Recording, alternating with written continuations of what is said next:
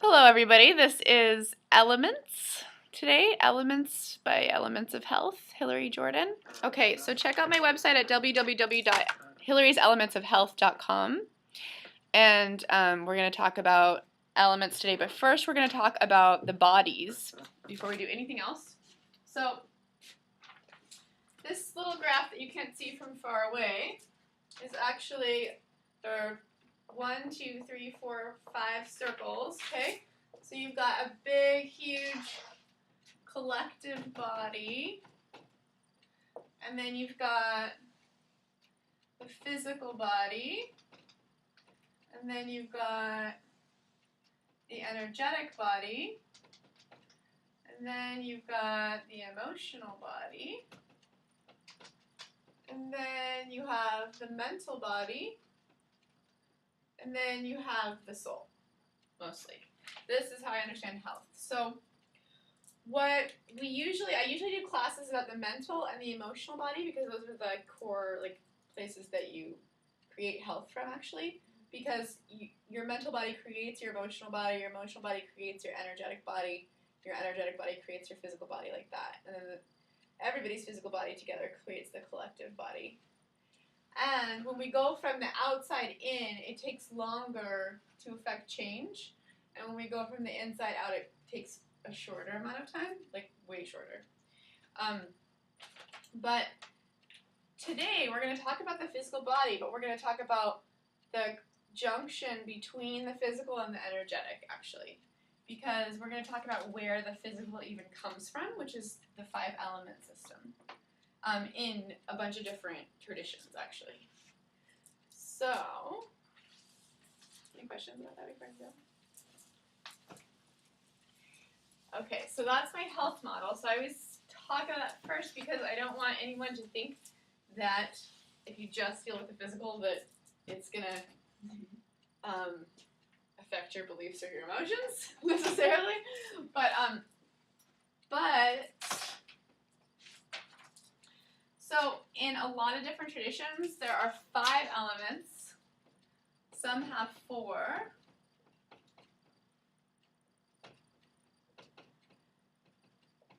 The 5th element is usually ether or space. So they don't really conflict.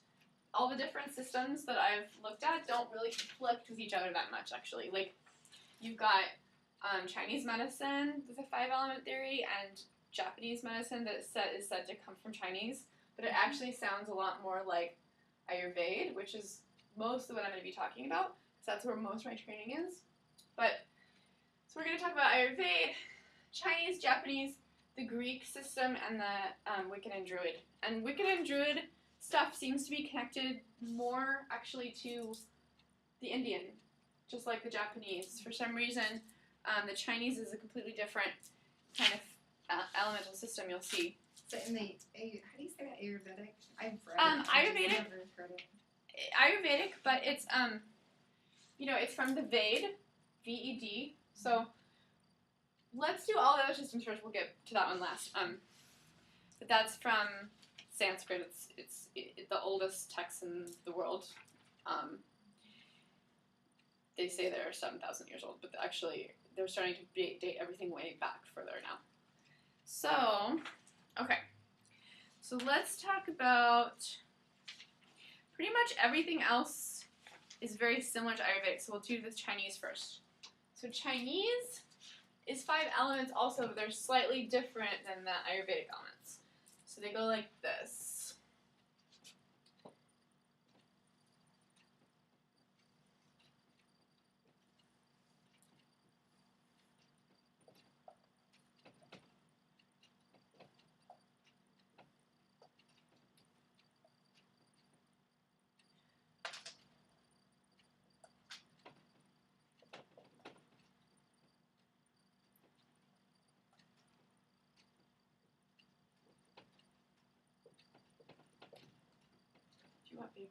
You can take this if you don't have to. So there's a generative cycle and a degenerative cycle. And actually that, even though the elements are different, is kind of similar to the other elemental systems that we're going to talk about. This is funny too because this is a pentagram in the middle, and that's the same in Chinese as it is. This is the degenerative cycle, and it's actually the same when you see Wiccan symbol. If you see a pentagram in Wicca, these will be the different elements too. Only there'll be more the Vedic and Druid and Greek elements actually in Japanese. So anyway, this is the Chinese system, and what they say is that each element here creates the next one. So you would start, I don't remember in this system if you really would start with anyone in particular, but if you had earth, it would create metal, and metal would create water, and water would create wood, and wood would create fire. And some of that is easy to see and some of it's difficult. This is a concept, so it's not like completely, it's not a scientific thing really, but the wood, you can see how you can light wood on fire, and that creates fire. When you have fire, there's a melting, which conceptually they say creates earth. And the earth, you can see how you would dig in the earth, you would find metal. Earth would create metal. And metal, the way that they say that metal creates water is something very, like, I'm not sure if you have to melt the metal. I think that's part of it. It's very more conceptual, this one. It's a little bit harder. The degenerative cycle with these elements would be metal. This is pretty easy to see this one. Like when you do rock, paper, scissors. Rock is going to be able to cut wood. And wood is going to, there's a cutting through, like the roots in the tree go through the earth. That would degenerate the earth. The earth would be able to muddy up the water, and the water would put out the fire, obviously. So that's a degenerative cycle in Chinese. In Chinese, there's all these different qualities that have to do with each element, just like any other elemental system, actually. And a lot of them are still very similar to each other, even though wood, metal, and, well, it's just wood and metal, actually, that are different than the other elemental systems. In the other elemental systems, you have ether and air instead. And so my take on this system is that it's more of an earthy, like, it's more on the junction point. You know, we're talking about the physical body and then the energetic. My feeling about the system is it's a little bit more in the physical than the other ones, where you have much, like, the other ones include the ether element, which is space, and space is really pretty energetic. It's not a physical element at all. So that one's really about how, these other systems are really about how space becomes, how energy becomes matter, actually. And this one's a little bit more about what you would see around you in the physical world. Do you get that? So it's like more material. You can't see the space and the air elements. But some of these they're interesting. These are also corresponding to seasons, just like the other elements do in other systems. This one is spring.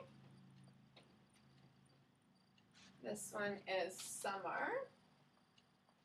This one is actually late summer, or a transitional season.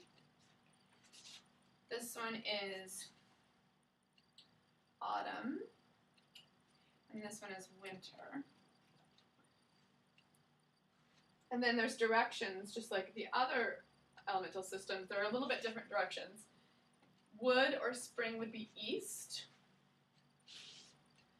Fire or summer would be south. Earth in late summer would be the center, actually. even though you can't see. In this one, there's no center, but if you put them in a different chart, this one would be in the middle. And that's the center of this elemental quintessence, so to speak, as opposed to ether being in the center for the other ones. And metal, autumn, would be the west, and water, north, would be north, winter. Then they have directions, which I think are interesting because you don't have directions in most of the other elemental systems. Really, you have these cardinal directions, but you don't have these other directions. I'm going to do just for fun here. This one is expanding, wood. So going out of the body, if you're talking about the body. This one is ascending, so going upward. This one is stabilizing, so it doesn't move much because it's earth. This one is contracting, so going inwards. This one is descending downwards. And that's useful because if you're using Chinese medicine, then when you take herbs or foods to balance out your elements or to increase certain elements, then you want to take in the direction of the element into account. So if you have a cold, for instance, in Chinese medicine, you would want to do some wood element because it would go out, your direction of your herb would go out of your body. And so you do stuff that would make you sweat. So it would go outwards out of the body. And then you'd have to figure out if you needed, if the cold was, what element it was, because you might need stabilizing or ascending too. And don't worry if you're confused, because I'll explain everything. If this is your first time with the elements, it can be confusing. There's an organ for all of these, which are somewhat similar in the other elemental systems. The heart is fire. The spleen is earth. The lung is metal. The kidney is water. And the liver is wood. And then you have temperatures and qualities. There's also, like in a growth cycle, like if you had a fruit grow on a tree, then it would go through this. These are considered phases of material substance, like phases that they go through. So if you started here in winter, it'd be dormant. You would have no fruit yet. And then in the spring, you would have sprouting. And in the fire element in summer, you would have, I think they said, blooming. And then earth would be ripening. Metal would be withering. And then you go back to the dormant again. So that helps the Chinese with growing plants too. The Chinese actually use this system to talk about medicinal drugs, political regimes, internal organs, the seasons, the 5 virtues or activities, and they tend, I think, even though they're slightly from different systems, I think they tend to see these as a rising from the yin and yang. So the 2 kind of create 5, which is the same as in Ayurveda, actually, because what you have is you have unity with everything, and then in order to create physical matter, it goes into duality. So then there's 2 from 1. And then from there is where you get your 5 usually. And that's true in a lot of systems, and I don't know, I guess the middle one is created from both of them together.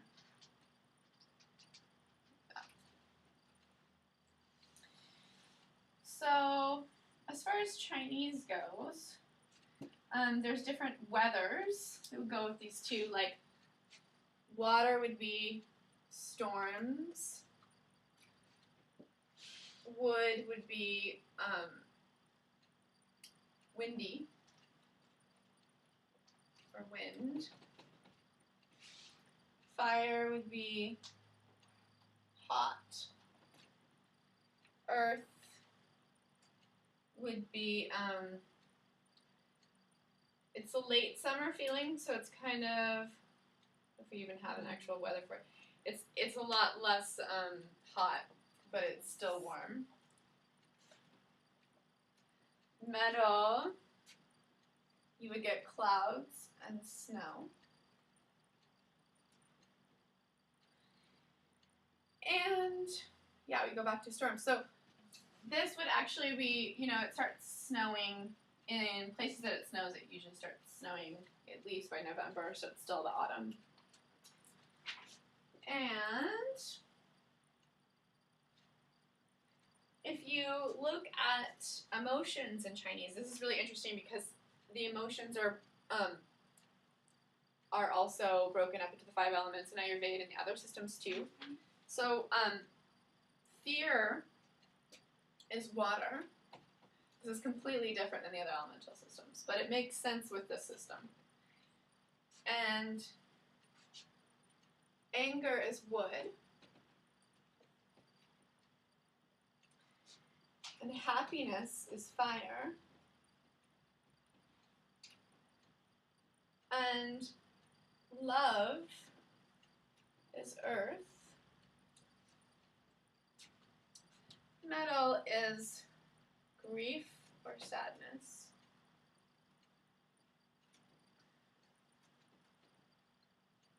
And then the 5 senses also.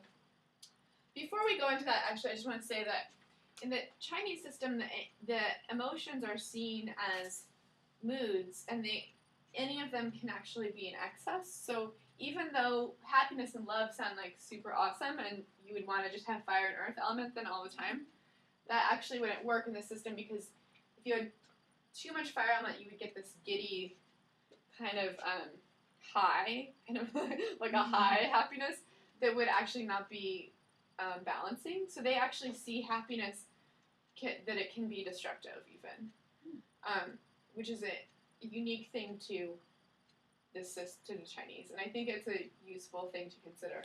Like the love, even there would be an excess possible, and I think the way that you view that wouldn't be that it's pure consciousness love, but it would be more like a love that's like if you had too much goddess and not enough God, if you had so much love and no structure or no rules for somebody, like a kid would become spoiled maybe if they just had positive reinforcement all the time and never had any rules. So in that sense, all of them are kind of equal, and there's good sides to all of these things and bad sides to all of them. And then the senses, which are always correlated with elements too. In this system, hearing is water, sight is wood,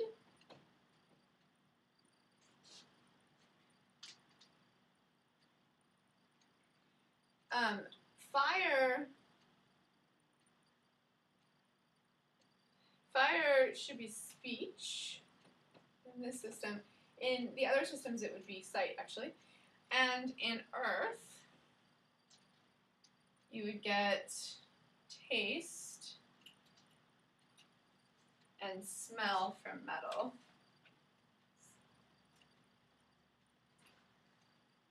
Okay. So philosophers say that whereas the 4 elements in ancient Greece were considered substances, that this system is more about phases. And that has, you could say that about all of the systems actually, because you can look at them as different phases of matter if you want to. There's very obvious, when we get to the Ayurveda, it's very obvious. I'll show you that one. So in the Japanese system, they have the same. A lot of the Japanese have the same thing as the Chinese, but Buddha actually taught a different system for elements, which is more similar to the Indian system. So I'm going to do that one.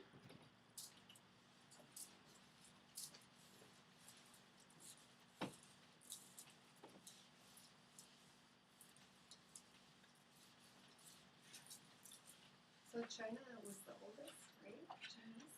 No, actually, the Indian is the Oh, oldest. Indian? Yeah, I mean, Oh. the Chinese is very old. The Japanese systems both came from Chinese and Indian. And the Western systems are actually, some of them are traced back to ancient India too. So you can make an argument that the Ved is the source of all of this. But obviously that system's a lot different, so I like to show what the differences are. In Japanese, you've got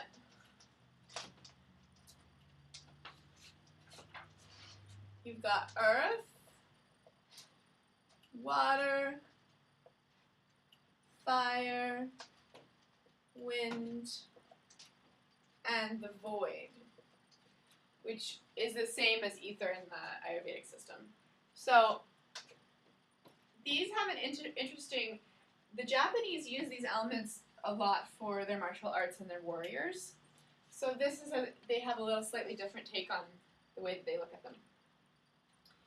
A warrior would be properly attuned to this void because it would create an ability to sense your surroundings without having to use your senses.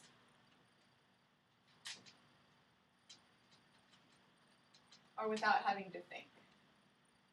And we're going to go into that more when we get to the Ayurvedic because it'll explain it. And wind or air, it's very similar to the other system. This would be air, and it has a lot of positive connotations in the system, like it's considered expansive. And I've got some more.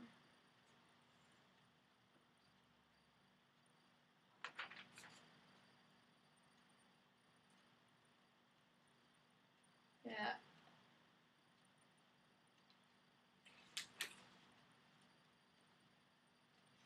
Yeah, it's considered expansive and flexible. A lot of these same qualities that we see in the other systems go with these elements. In Japanese, I'm just saying the things that are different. Fire creates a forcefulness, they said, which can be a problem because super fiery people have a tendency to plow ahead. They were talking about water being led of emotional people, and that earth had more chi in it, they said, which is slightly different than other systems. They said chi is the life force. So chi is actual like energy, and energy creates matter. So it makes sense that they say that earth has more chi. In Ayurveda, it would be called prana. Chi would be called prana. And it would be a little bit different because you would say those people who had more light elements in their constitution would have more prana, actually. And the earth people would have more kind of stability and groundedness. So there's a little bit difference there. They say that Japanese say that people with more chi and earth, they have more chi, the ones that have more earth, but they also have more stubbornness and resistance to change, which is not too different than other systems. And also they would be more confident. So I thought that was kind of interesting. Those are just little notes from Japan. Okay, we're gonna go now to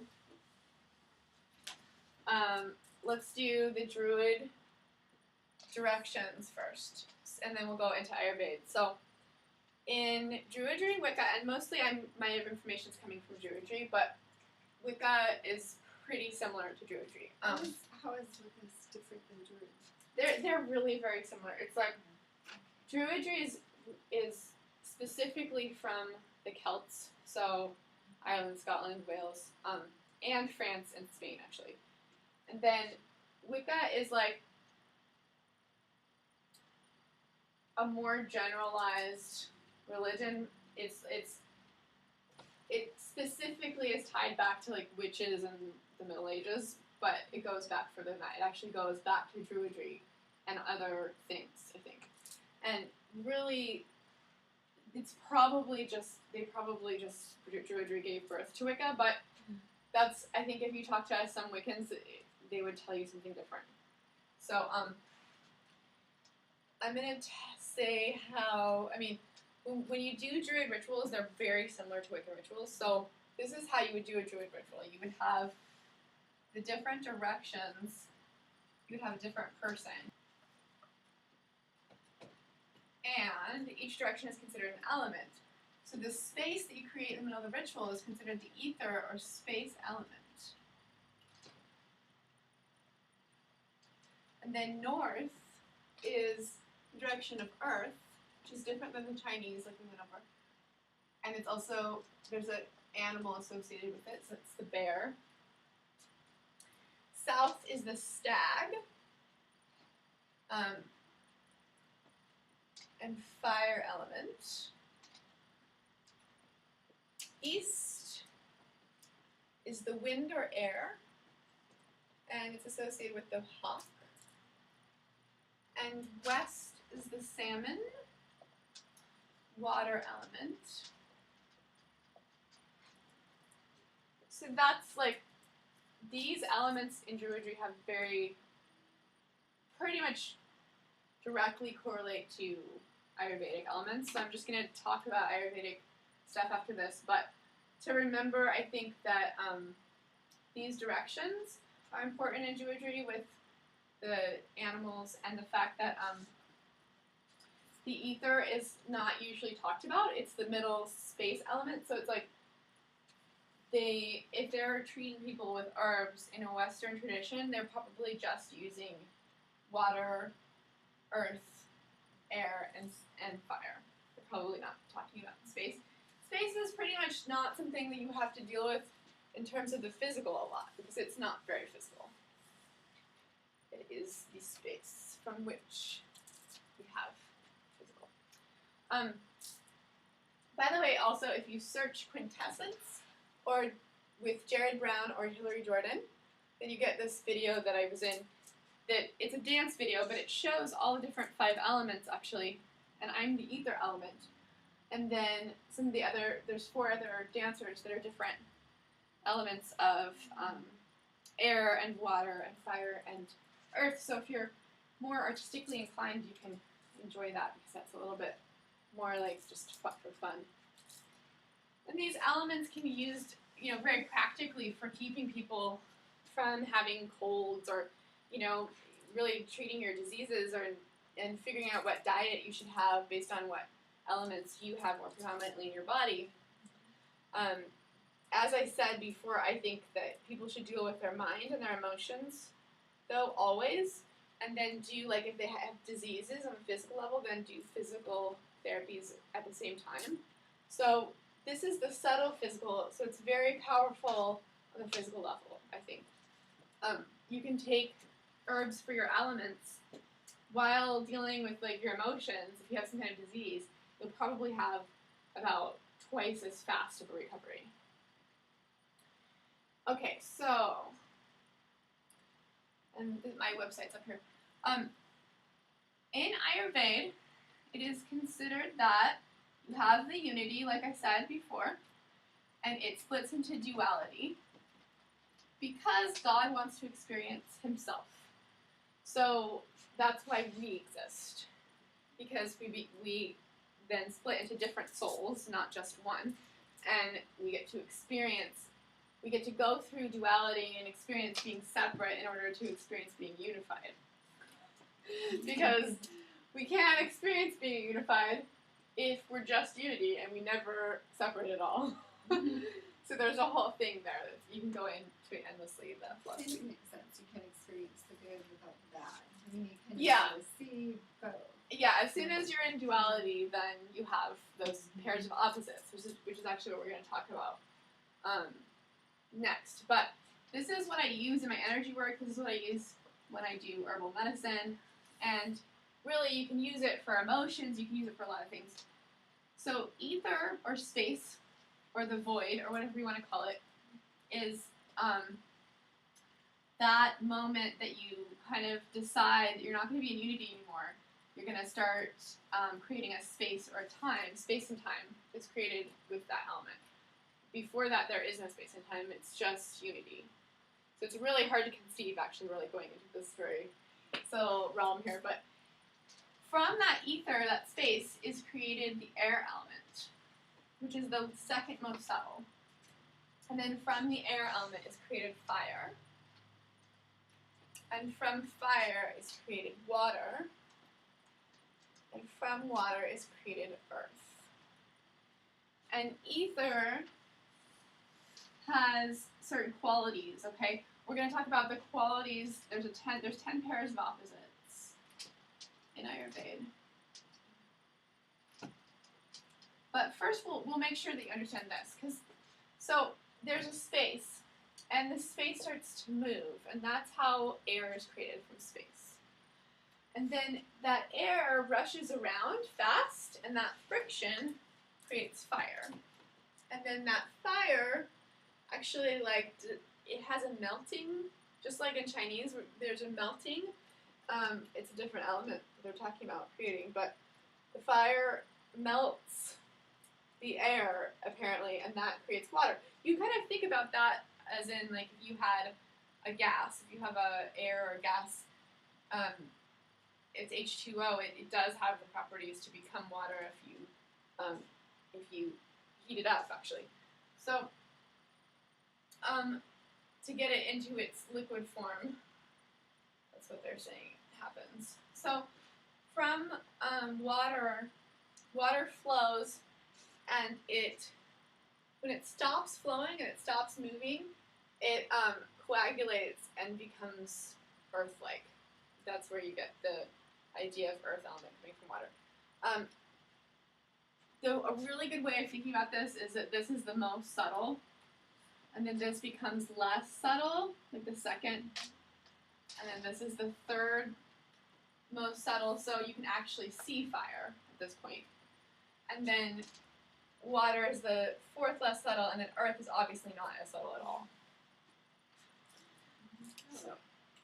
So this one makes a lot of sense, I think. The other thing is that you have senses associated with these elements, just like in the other systems. And here, it's like even if you don't have a body, apparently if you have space, there's a hearing quality associated with it. Like, there's a sound that happens. And that is, even in the Bible, they say God said the word, and the word created everything. And that's what they're talking about, and they go into more detail on that in the Veda, actually. So, that sound creates the ability to feel and hear. So then you can do two senses here. Now when you get to fire, you can see, feel, and hear. When you get to water, you can taste, see, feel, and hear. When you get to earth, you can smell, taste, see, and feel. Now these senses are a little bit different than the Chinese again, but the Chinese have different elements, so I just think about it like there's a similar idea here. So it's exponential. You have like 1 makes 2, makes 3, makes 4, and makes 5. And when you get to opposites,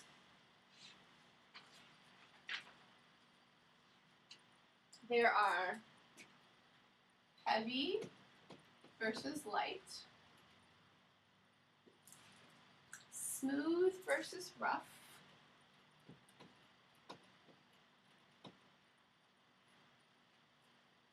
Dense versus dissipated or porous.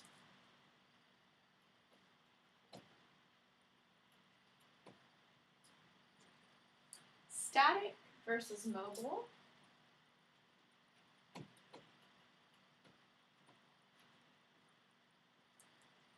Solid versus liquid.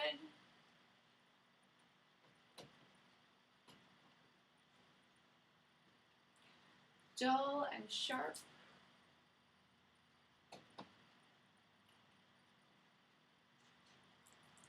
Cold and hot. Oily and dry. Soft and hard. Cloudy and clear.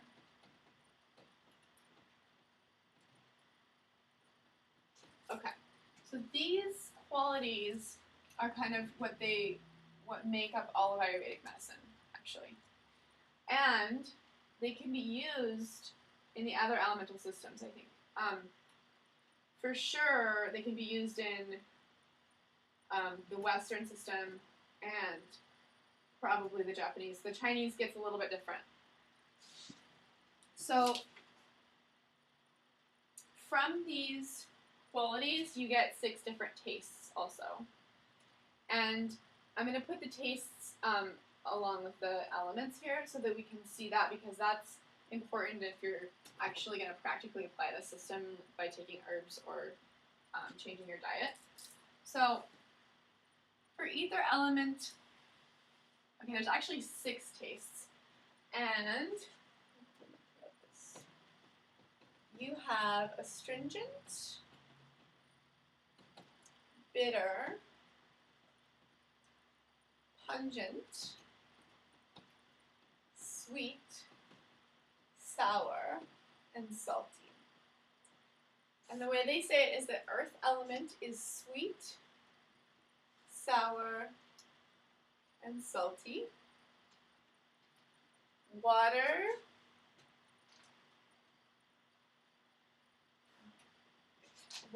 is sour.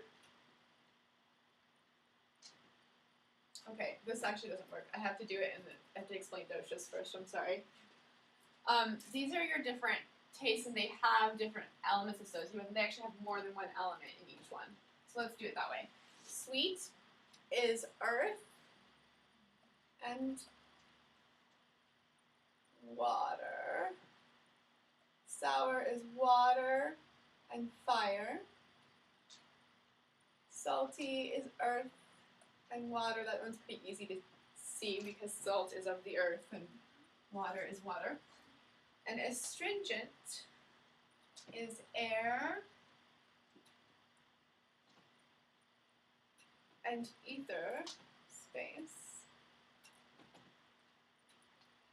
Bitter is also air and ether. And pungent is fire and earth.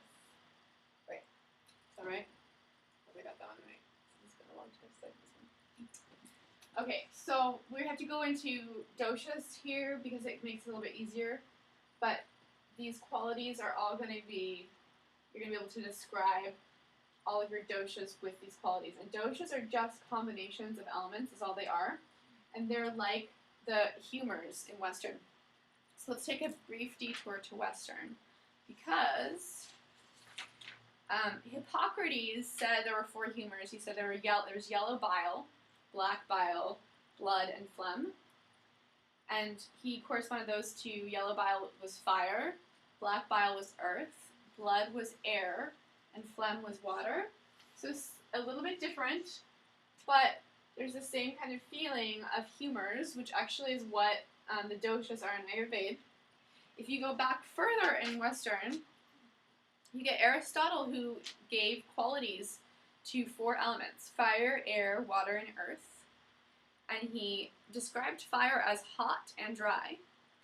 and air as wet and hot, water as cold and wet, and earth as dry. I don't know the second one there. I think it was dry and wet, probably. He only had a couple of opposites there that he was working with. Hot, cold, dry, wet.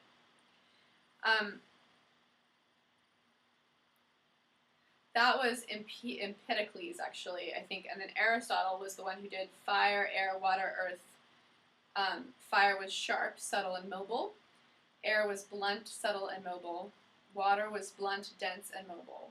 And earth was blunt, dense, and immobile. So it's all the same kind of idea. They're using opposites. They're just using different pairs of opposites. They were also considered phases of matter. Solid was earth, liquid was water, gas was air, and plasma was fire. And this originated before Socrates, and it went through the Middle Ages into alchemists in the Middle Ages, and they were still using elements in the Renaissance times.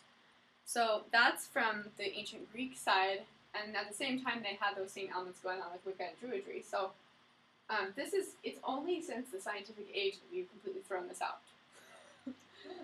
So, yeah, and if you look at science, it's actually based on that whole solid, liquid, gas, plasma thing. So it still has, there's still deep roots here. And, okay. So we're going to go back to Ayurveda again.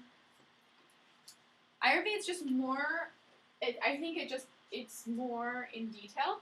It describes things more in a lot of ways, and that's really useful. You combine your elements in Ayurveda to get doshas, 3 humors. So they are Vata, Pitta, and Kapha.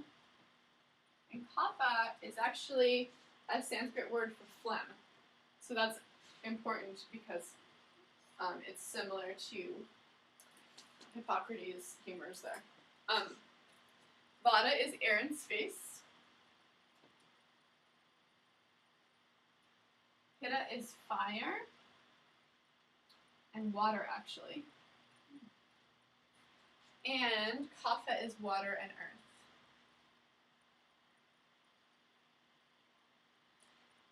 So people are said in Ayurveda to have a predominance of these doshic. It's never black and white. It's always like we embody all of these elements and we embody all of these doshas. But some people are predominantly Vata, some people are predominantly Pitta, some people are predominantly Kapha in their constitution, like the way that they were born. You can also you can be a Vata constitution person and you can have a Pitta imbalance. Or you can have a Kapha constitution and you can have a Vata imbalance. So there's different levels of everything in Ayurveda. You can get really complicated with it, which is why it actually can really help solve disease because it's very in-depth and comprehensive. But if you have Vata in your constitution, you have a predominance of air and space elements. You could have another dosha that's secondary. Quite often, that secondary dosha is going to be Pitta. So you could have a Vata Pitta person. Or you could have a Pitta Vata person where there's more Pitta and there's a little bit less Vata.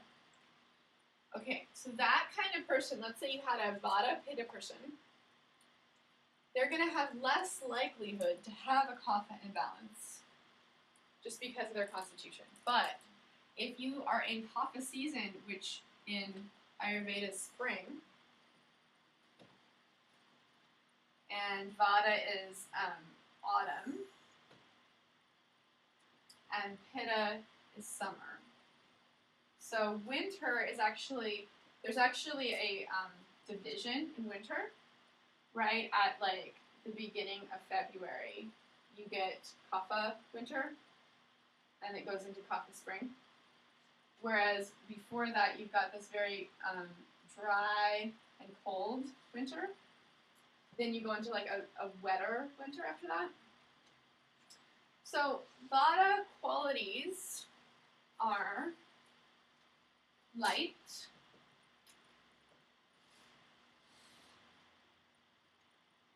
rough, porous, mobile.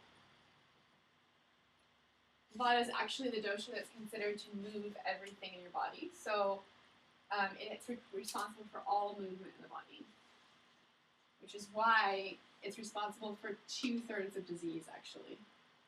So if you understand this Vata thing, you can really cut down on a lot of problems.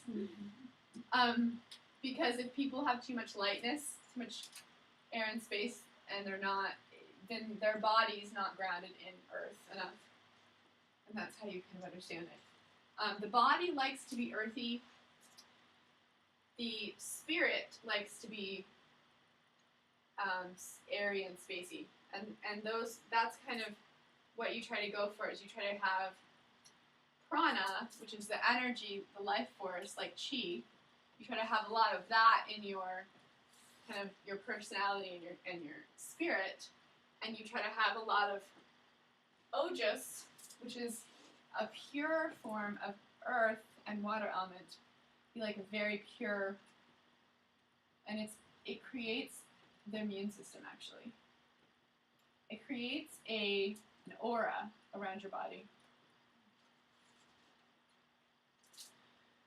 And some of the ojas is actually from being born, just how you were conceived. And that's the same as in Chinese medicine, actually. And then some of it comes from what you eat and how you digest what you eat. So, okay, so back to your qualities here. Vata is not solid, it's liquid, but it's not really, those qualities don't really apply to it. It's sharp, cold, it's dry, which is one of the most important, that's actually the most important quality it has. Because in order to balance Vata, you want to oil yourself up. I'm going really fast, but we'll stop and let you give questions in a second.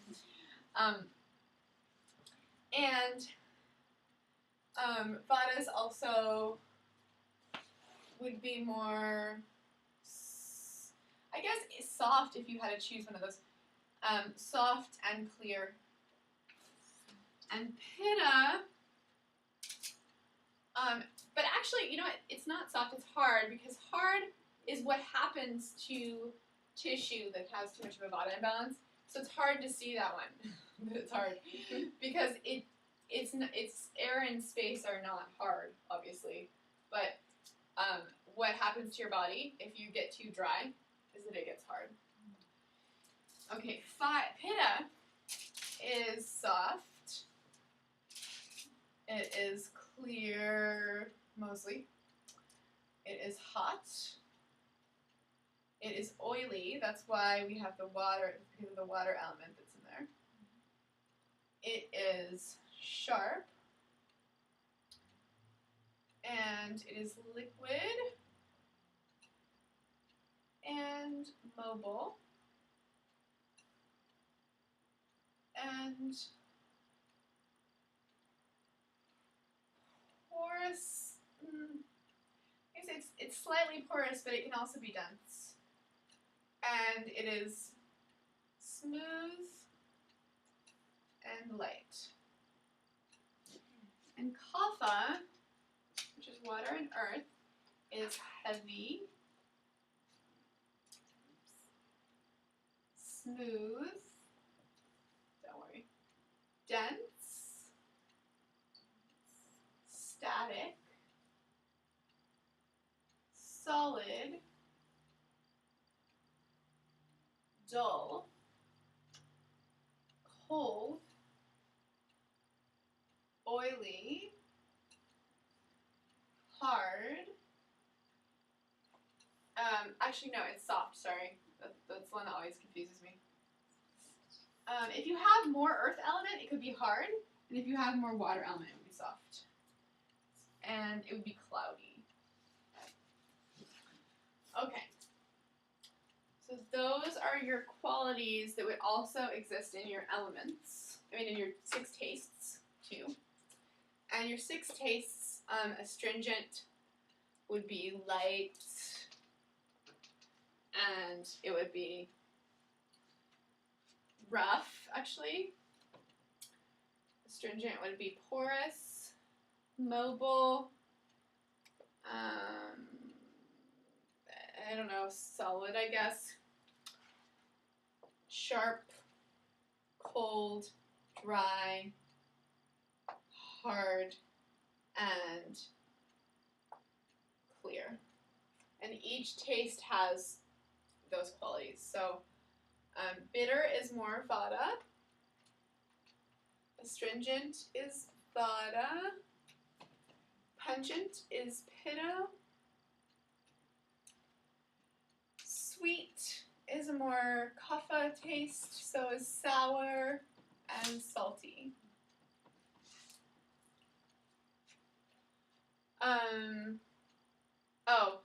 Astringent can be vada or pitta, I think, here. No, sorry, it's not astringent. Astringent is vada. It's, when you get to sour, can be kapha and pitta. And salty can also be kapha and pitta. Sweet is obviously very, very kapha if you look at the elements of it. So you start getting a feel for it after you, this is a whole new universe here. But so when you get a cold, if you're catching a cold in the autumn time, which is coming up, right? If you're gonna maybe be exposed to a cold in the autumn, your cold is probably gonna be more of the air and space elements. So what you wanna do is you wanna, especially because of, this is a Chinese quality, right? Pungent has the ability to go out of the body, to sweat things out. So just like in Chinese medicine, you'd want to use pungent taste. And you probably also want to use maybe a little sour or salty tastes to combat. You want to use pitta foods to combat this. Kapha balances vada, but because cold is cold, and vada and kapha are both cold, you'd want to always go with pitta qualities to balance a cold.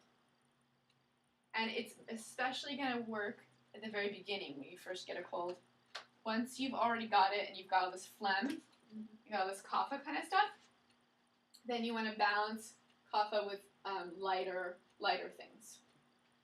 So there's phases of a disease too that have these humors.